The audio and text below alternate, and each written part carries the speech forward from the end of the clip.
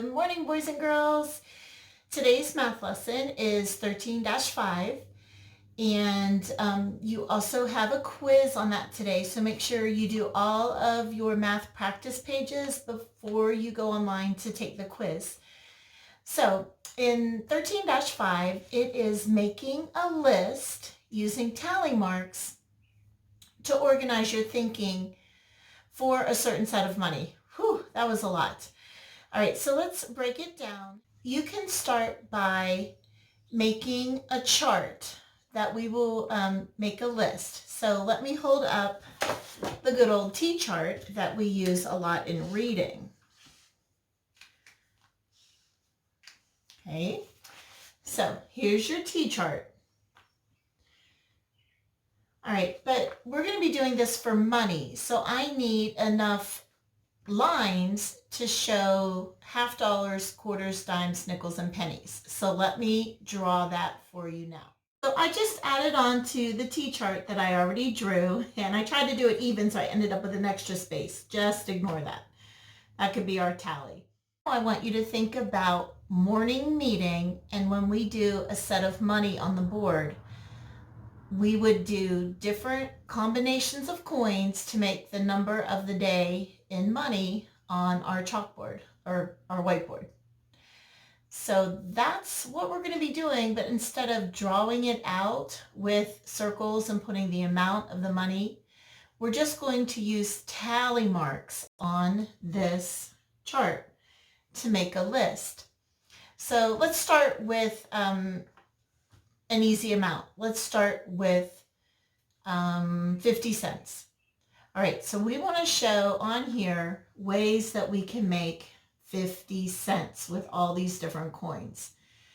And there can be a lot of different combinations of coins.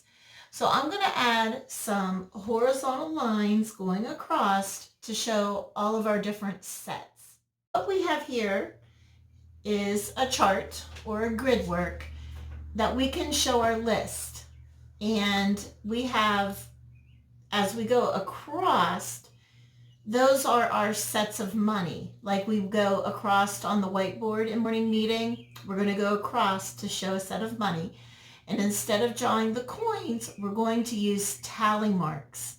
So on this, we have 1, 2, 3, 4 going across, 4 sets that we can show on my chart.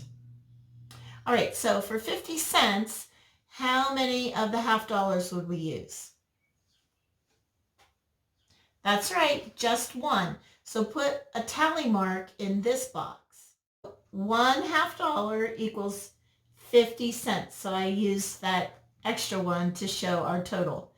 All right, so now let's do this one. What other ways could we make 50 cents? If we did it with quarters and just quarters, how many would it take? 2. That's right. So put 2 tally marks in this box, but leave the rest blank because we're not using them. See the 2 tally marks? So that's 25, 50. There's our 50-cent total. Could we do a different set using quarters? Sure we could. But instead of 2, we'd only use 1 quarter, and then maybe how many dimes? 25, 35, 45. Oh, let's mark that first. So we would use 1 quarter, which is 25, 2 dimes. Change your counting patterns to count by tens. So 25, 35, 45. What do we need next to make 50 cents? Well, there's a lot of choices, right? We could use 1 nickel or 5 pennies. But I think just for fun, let's use pennies. Let me mark it. We show a tally set for 5. So we go 25, 35, 45, and then we count by ones. 46, 47, 48, 49, 50 for our 5 pennies, 50 cents. Boys and girls, there are many, many, many sets for 50 cents. We could do all pennies, and I would have to do 50 tally marks in this box because 50 pennies would equal 50 cents. But we don't have room to do all the sets of money for 50 cents. So let's do dimes. How many dimes could we use for 50 cents? You were right if you said 5. Let me mark it. 10, 20, 30, 40, and the diagonal line is 50. So 50 cents. So are there more sets and more combinations using quarters, dimes, nickels, and pennies to get 50 cents? Yes, there are a lot.